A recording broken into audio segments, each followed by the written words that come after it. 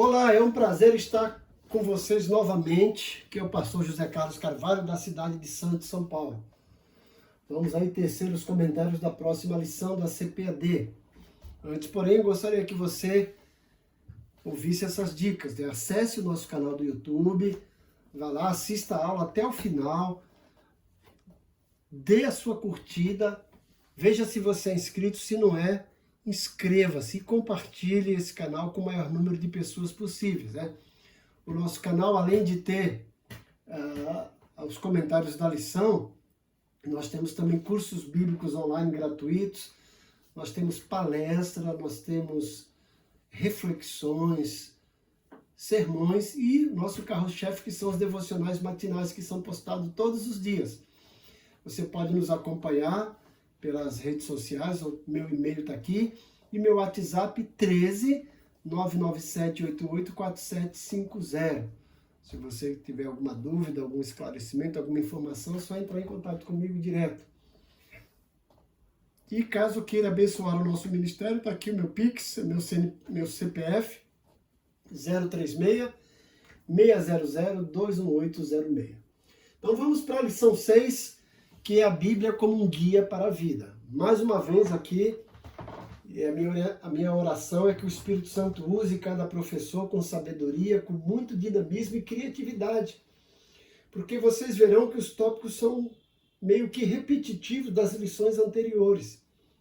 E o professor precisa ter criatividade para não deixar que a aula fique enfadonha, certo?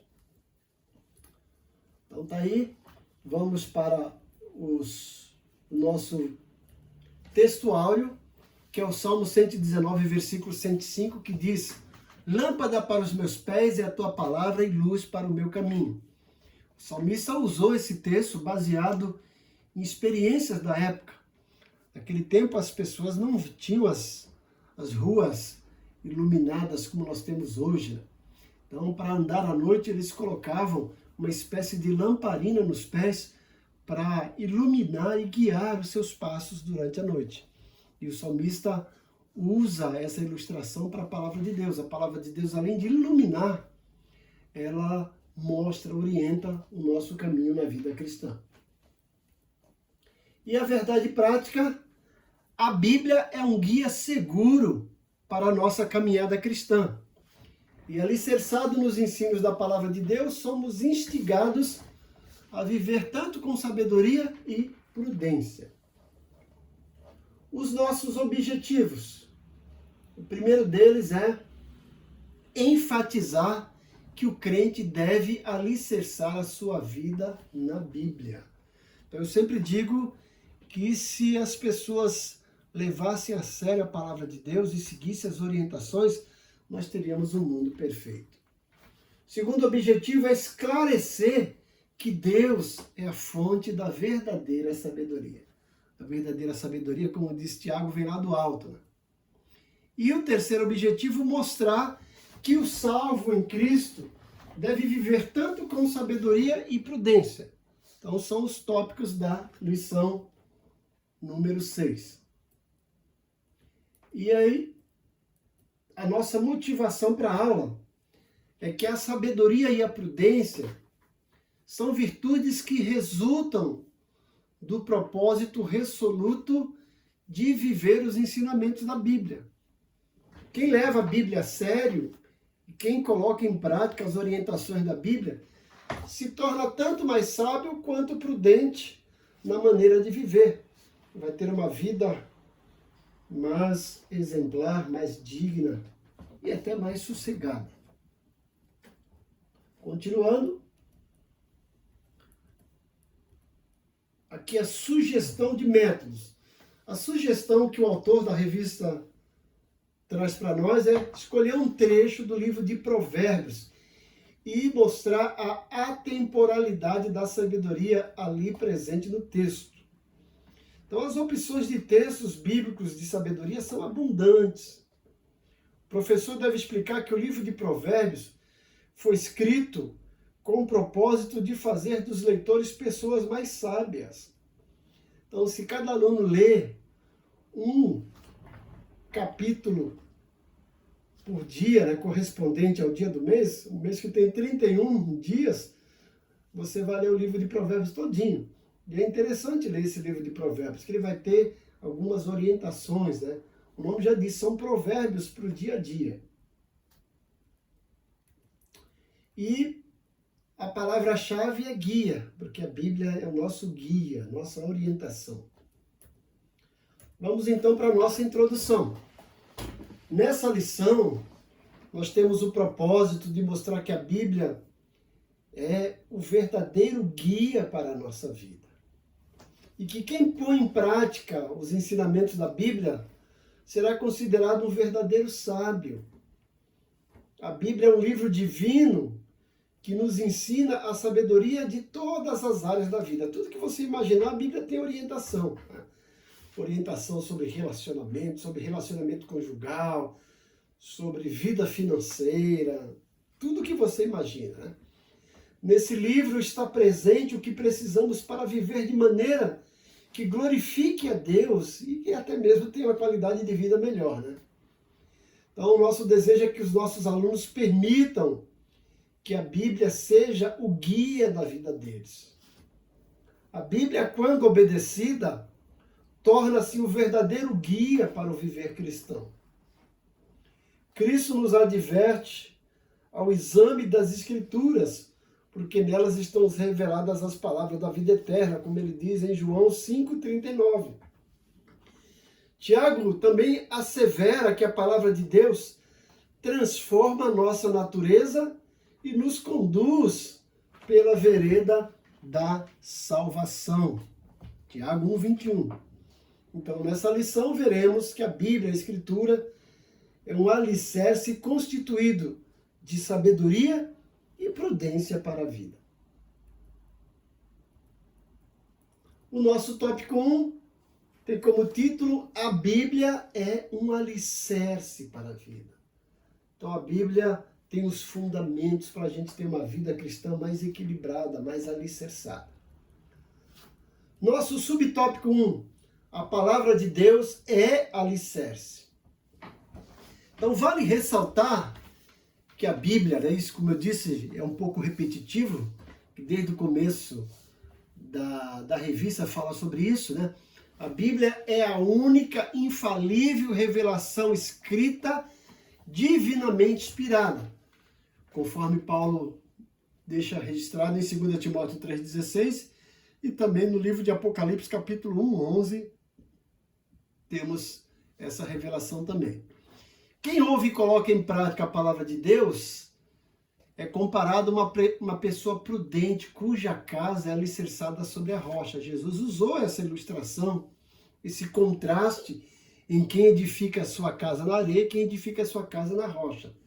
Então, quem leva a sério a palavra de Deus está aí comparado a alguém que alicerçou sua casa na rocha. Então, nessa ilustração de Jesus, a casa simboliza a vida. E a nossa vida deve ser edificada nos ensinos de Cristo, a fim de alcançar a virtude e um destino glorioso, conforme João 3,16. O próprio Cristo é a rocha, conforme Paulo orienta em 1 Coríntios 10,4. Jesus tem as palavras de vida eterna, João 6,68. E a síntese desse grande ensinamento é que nem as crises dessa vida e nem a eternidade poderá abalar quem está firmado em Cristo e na sua palavra. Mateus 7,25. Então, quem tem a sua vida alicerçada na palavra de Deus, não vai deixar que as circunstâncias adversas abalem sua fé, abalem sua vida, porque ele está alicerçado na rocha, na palavra de Deus. Subtópico 2. A palavra de Deus é luz. Mais uma vez aí temos o Salmo 119, né? Versículo 105, que declara que lâmpada para os pés e luz para o caminho é a palavra de Deus. Então significa que a Bíblia possui orientações para cada passo do nosso viver e também instruções para todo o curso de nossa vida. Pedro, por exemplo, fala da palavra como uma luz que alumia em lugar escuro, 2 de Pedro 1,19.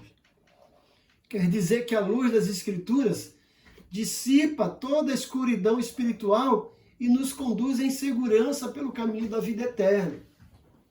Jesus disse em João 8,12, eu sou a luz do mundo.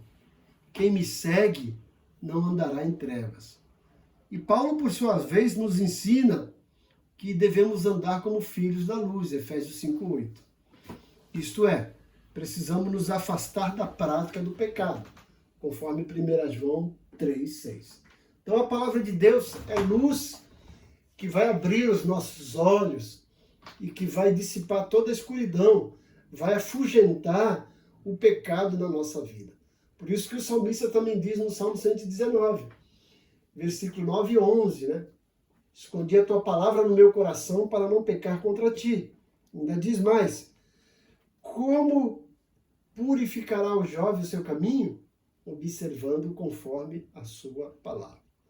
O Salmo 119 vale ressaltar que é um acróstico, é uma composição literária poética de 186 versículos, né? E cada grupo de 8 versículos corresponde à letra do alfabeto hebraico. Então, o nosso português seria assim, os 8 primeiros versículos, letra A, e assim por diante. Interessante que todos esses versículos, com exceção de 2, falam a respeito da palavra de Deus. Salmo 119, tá? O nosso terceiro subtópico, a palavra de Deus é imutável, ou seja, ela não muda. Mais uma vez aí mostrando um tópico repetitivo. Então, tendo a inspiração divina como pressuposto, nós gostaríamos de ratificar novamente que a palavra de Deus é a nossa autoridade final de fé e prática, conforme 2 Pedro 1,21. A Bíblia difere de outros livros porque seus ensinos são fidedignos e confiáveis. Não erram e nem falham. João 10,35. Dessa forma, o texto bíblico permanece inalterado. Marcos 13,31. Por conseguinte, os princípios bíblicos têm aplicação hoje, assim como tiveram antigamente. Isaías 55,11. Então, gente, a Bíblia, como disse Billy Graham, ela é mais atual que o livro, que o jornal de amanhã. Então, a Bíblia, embora seja um livro antigo, mas é atual. E os princípios que foram escritos nela são os mesmos até hoje. E se nós levarmos a sério, como eu já disse, teremos um mundo mais perfeito, né? Então, os padrões da ética e da moral cristã apresentados na Bíblia não sofreram mudanças. 1 de Pedro 20. Portanto, os valores cristãos são permanentes, pois a fonte de autoridade é permanente. Mateus 5,18. Dessa forma, o comportamento e o caráter do cristão se alicerçam nas doutrinas bíblicas. Efésios 2,20. E aí a sinopse 1. A vida do crente está alicerçada na imutável palavra de Deus, que é a luz para o nosso caminho. Então, se colocarmos a nossa vida alicerçada no que a Bíblia orienta, teremos um caminho mais claro, teremos orientações nítidas para a nossa vida, porque a palavra de Deus é imutável, não muda. Os princípios ali são eternos e se encaixam perfeitamente em qualquer época, para qualquer povo. Temos aqui o auxílio teológico. Entenda a história da Escritura como um todo, né? Então aí, nesse auxílio teológico, veremos que um aspecto de importância vital sobre a Bíblia e seu contexto é compreender a sua história global. Uma das razões pela qual temos dificuldade de entender e viver os trechos da Bíblia é que não conseguimos compreender o quadro geral, a história global. Então diz o autor que perguntou a David sobre a importância de compreender o panorama geral da Bíblia. E ele respondeu: acredito que precisamos entender a grande história, desde a criação até o livro de Apocalipse. E entender que Deus não se revelou apenas em determinados momentos, para pessoas em particular, mas o fez de forma progressiva. À medida que o tempo passava na história bíblica, né, Deus revelou mais e mais aspectos do seu plano para a humanidade. Nós vemos a progressão, por exemplo, nas alianças que ele fez com pessoas, com Adão, com Abraão, com Moisés, com Davi, né?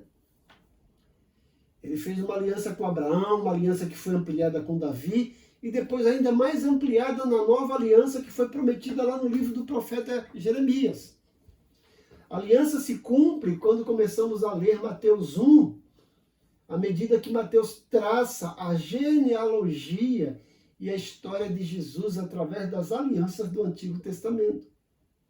O panorama geral evita que leiamos passagem fora do contexto ou atribuímos à Bíblia algo que não está nela. Então, isso está no livro Seu Guia para Entender e Viver a Palavra de Deus, que foi editada pela Casa Publicadora das Assembleias de Deus. É um ótimo recurso aí para o professor. Dando sequência, vamos para o nosso segundo tópico. A Bíblia nos torna pessoas sábias. Vamos então para o primeiro subtópico, o conceito de sabedoria. Quando olhamos no hebraico, a palavra no hebraico traduzida para sabedoria é Chokmah. E o correspondente grego lá no Novo Testamento é Sofia. Ambas as palavras têm o sentido de habilidade, experiência e qualidade de quem é sábio.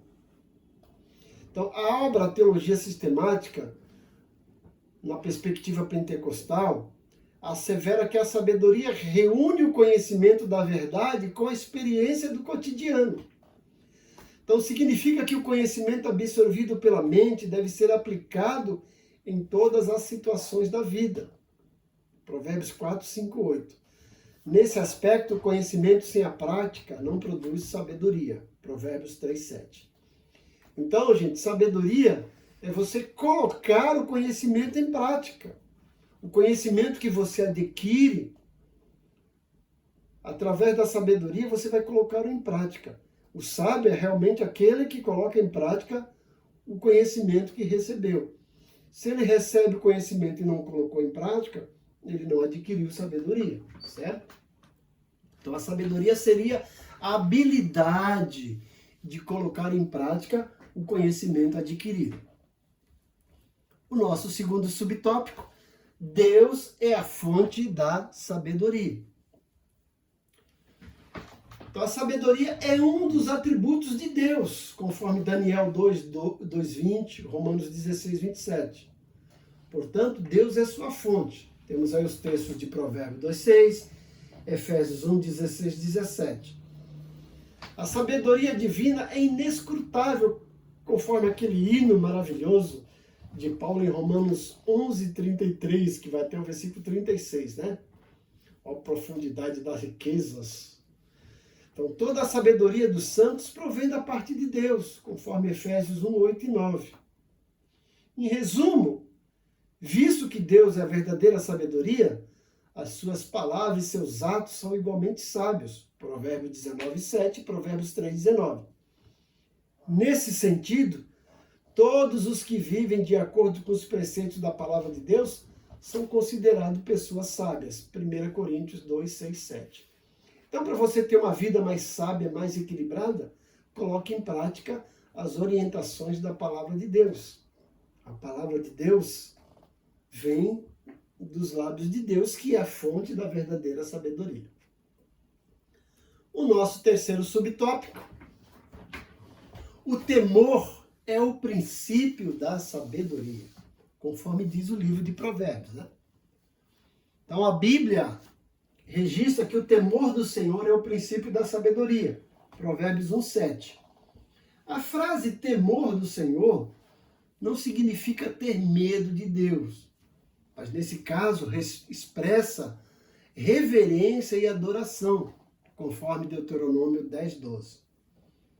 Essa atitude de temor é o preceito pelo qual se inicia a sabedoria. O temor a Deus produz entendimento, conforme Romanos 12, 1 e 2. E por meio da obediência às Escrituras, os cristãos passam a viver como pessoas sábias. Efésios 5,15 mostra isso. Em contraste, os que rejeitam ao Senhor e a sua palavra permanecem na ignorância. Salmo 14, 1. Diz o nécio no seu coração, não é Deus, diz o tolo no seu coração. E agora nosso quarto tópico, subtópico, né? Nesse tópico 2 nós temos, em vez de 3 subtópicos, temos 4. Vamos falar agora sobre os benefícios da sabedoria. O salmista declara que o ato de meditar na palavra de Deus o tornou mais sábio do que todos à sua volta. Salmo 119, versículo 98 a 100. Essa afirmativa significa que ele adquiriu sabedoria ao aplicar os preceitos do Senhor na sua vida. Salomão assegura que a pessoa sábia tem muitos benefícios. Provérbios 9, 12. Dentre eles, acumula conhecimento, Provérbios 14, 10, ganha almas, Provérbios 11, 30, torna-se próspero, Provérbios 19, 8, e exerce domínio próprio, Provérbios 29, 11. Em vista disso, somos então advertidos a empregar esforços na busca da sabedoria, Provérbios 4, 7. Então, onde vamos encontrar essa sabedoria? Na palavra de Deus. E se levarmos a sério essas orientações da palavra de Deus, receberemos aí os benefícios de uma vida sábia. A sinopse do tópico 2, Deus é a fonte da sabedoria. E por isso, o temor do Senhor é o princípio de toda a sabedoria. Logo, meditar e aplicar a Bíblia em nossa vida nos torna pessoas mais sábias. Nós temos aqui o auxílio de educação cristã, que vai falar um pouquinho sobre o caráter do professor cristão.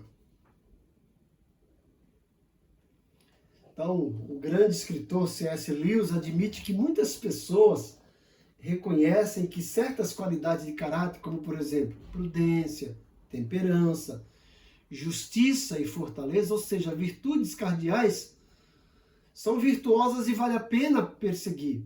Contudo, ele sugere que os cristãos identificam virtudes fora do escopo da norma. Entre as virtudes teológicas estão a fé, a caridade e a esperança, que estão todas elas centradas em Deus, conforme Provérbios 18, 2, 19, 3, 23, 9. Enquanto a Bíblia defende a abnegação, a humildade, a generosidade e a compaixão para com os outros, o mundo defende o quê? O egocentrismo, o orgulho, o consumo e o julgamento. Agora, a maturidade em Cristo evidencia-se no fruto do Espírito, no crescimento em conhecimento, no fortalecimento cada vez maior em perseverança e paciência. E, por fim, no ser agradecido. A verdadeira transformação da mente do cristão manifesta-se na transformação no caráter e no testemunho verbal e não verbal. Torna-se claro que a verdade da palavra de Deus é realmente aprendida quando é vivida na comunidade de fé e no mundo. Então isso aí você vai encontrar nesse material, o Guia Definitivo do Professor de Job, né? O livro editado pela Casa Publicadora das Assembleias de Deus. E aí, o tópico 3, a Bíblia e a prudência para a vida. Nosso subtópico 1. Vamos ver agora o conceito de prudência. O que é ser prudente? O que é prudência? No dicionário Wycliffe, esclarece que o termo hebraico ahum é usado no sentido positivo para indicar uma pessoa sensata, com sobriedade, né? Provérbios 14, 8 e 15, e versículo 18, e Provérbios 15, 5.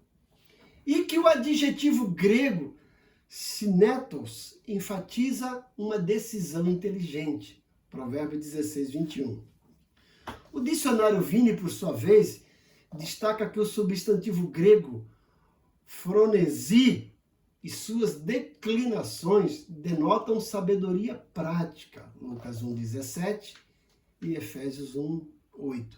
E que sineses sugere a avaliação que precede a ação. Ou seja, você avaliar antes de agir, pensar antes de tomar a decisão. Isso está em 1 Coríntios 1,19. Dessa forma, em termos gerais, a prudência é a virtude que evita ações temerárias. Então, o homem prudente é o homem sensato, é o homem que pensa antes de agir, que calcula o que vai fazer. E ele vai tomar essas decisões baseadas na palavra de Deus. Então, nesse aspecto, com cautela e bom senso, uma pessoa prudente é capaz de discernir e fazer a escolha correta. Deuteronômio 30:19, Lucas 10:42. Com cautela e bom senso, né, uma pessoa é capaz de discernir e fazer essa escolha correta. Mas ele precisa ter essa cautela e bom senso. Se ele olhar para a Bíblia, ele vai evitar muitos erros e vai também tomar decisões acertadas. A Bíblia nos orienta para tantas coisas e às vezes a gente dá cabeçada porque não segue as orientações da Bíblia. Correto? Nosso subtópico 2, a prudência dos justos. Então a pregação de João Batista tinha como finalidade, olha aí, olha o que o autor diz aí. A pregação de João Batista tinha como finalidade converter os rebeldes à prudência dos justos, Lucas 1,17. Olha, eu sou contra isso. Eu diria que uma das finalidades da pregação de João Batista, porque a principal finalidade da pregação de João Batista é apontar o Cordeiro de Deus que tira o pecado do mundo, tá? Mas ele também tinha esses objetivos, de converter os rebeldes à prudência, né? Então, nesse sentido, a mensagem da salvação em Cristo não apenas restaura o pecador, mas também o faz andar por veredas, por caminhos de retidão. Provérbios 4:18 e 2 Coríntios 5:17. Paulo declara que a graça de Deus nos traz tanto a sabedoria quanto a prudência. Efésios 1:8. A sabedoria para compreender a verdade e a prudência para agir corretamente, segundo a vontade de Deus. Essas dádivas são aperfeiçoadas pela oração, pela leitura das Escrituras e a comunhão com o Espírito Santo. 1 Tessalonicenses 5:17, 2 Timóteo 3:14 e 15, Efésios 5:18. Então veja bem, um cristão que lê, estuda a palavra de Deus e que tem uma vida de oração e comunhão com o Espírito Santo, olha, ele vai ter uma vida alicerçada, vai evitar de cometer muitos erros e de fazer decisões precipitadas e errôneas. Então, a Escritura já orienta, mas ele está em dúvida, pede orientação para o Espírito Santo, ora a respeito, para o Espírito Santo estar lhe orientando e abrindo os seus olhos, né? Vale o Salmo 119, versículo 18, que eu adoro, né? Abre os meus olhos para que contemple as maravilhas da tua lei. E o nosso subtópico 3, os benefícios da prudência. O livro de Provérbios descreve alguns benefícios da prudência. Provérbios 1, de 1 a 6. Dentre eles, nós destacamos aí, o autocontrole para não revidar ofensas, Provérbios 12:16. A humildade para não exibir conhecimento, Provérbios 12:23. A correta tomada de decisões, Provérbios 13:16. O pensar antes de agir para não ser influenciado, Provérbios 14:15. O alcance de boa reputação e alta posição, Provérbios 14:35. A sujeição ao aprendizado e à correção, Provérbios 15:5. E o desviar-se do perigo por meio de soluções antecipadas, Provérbios 22:3.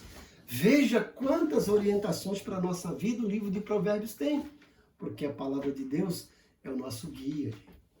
Já nos evangelhos, Cristo enfatizou que a pessoa prudente tem a palavra de Deus como regra de vida, na parábola que ele ilustrou lá em Mateus 7, versículo 24. E que procede com retidão e cumpre seus deveres com fidelidade, Mateus 24, 45. E por fim, cuida com esmero da sua vida espiritual e mantém acesa a chama do Espírito, Mateus 25, 4. Em vista disso, a Bíblia nos exorta a viver de maneira prudente e não como nécios, como tolos. Efésios 5, 15. E aí, gente, a sinopse do tópico 3, a prudência é a sabedoria na prática. Ela nos leva a agir corretamente, sem precipitações, segundo a vontade de Deus. Então nós vimos aí 3 princípios, ó: conhecimento, sabedoria e prudência. Então, a sabedoria é o conhecimento colocado em prática. E a prudência é a sabedoria na prática, certo? Então nós teríamos aqui uma escala. Vem o conhecimento, esse conhecimento você vai colocar em prática, é a sabedoria, e a sabedoria, de forma prática, é a prudência, que vai evitar você de cometer erros, deslizes. E ela nos leva a agir corretamente e sem precipitações. Tudo isso segundo a vontade de Deus. E chegamos à nossa conclusão. Como eu disse aí, gente, a lição é um pouco repetitiva, por isso que vocês viram que ela foi bem rápida, né? A Bíblia é um guia seguro para a nossa caminhada cristã. O texto sagrado aponta para Cristo, o único caminho que leva à vida. Mateus 7,14, podemos citar aí também João 14,6. Nessa nobre tarefa, a imutável palavra de Deus alumia o caminho que devemos trilhar.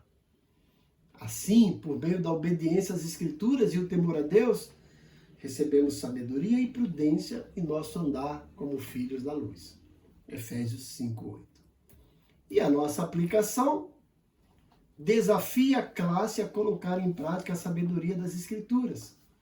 Aqui você pode usar o mesmo trecho escolhido em Provérbios para encorajar os alunos a praticar uma verdade de sabedoria. Então, Provérbios aí, gente, é um livro fantástico que vai nos orientar a ter uma vida mais equilibrada, mais sábia e uma vida prudente, observando a palavra de Deus. Certo? Mais uma vez aí, gente, conto com você para acessar o nosso canal do YouTube, e lá dê sua curtida, compartilhar, e tem meu WhatsApp aqui, se você precisar falar comigo. Que Deus te abençoe grandemente. A minha oração, mais uma vez, é que Deus use cada professor com muito dinamismo e muita criatividade para essa lição, como eu disse, que é um pouco repetitiva. Deus os abençoe grandemente. Amém.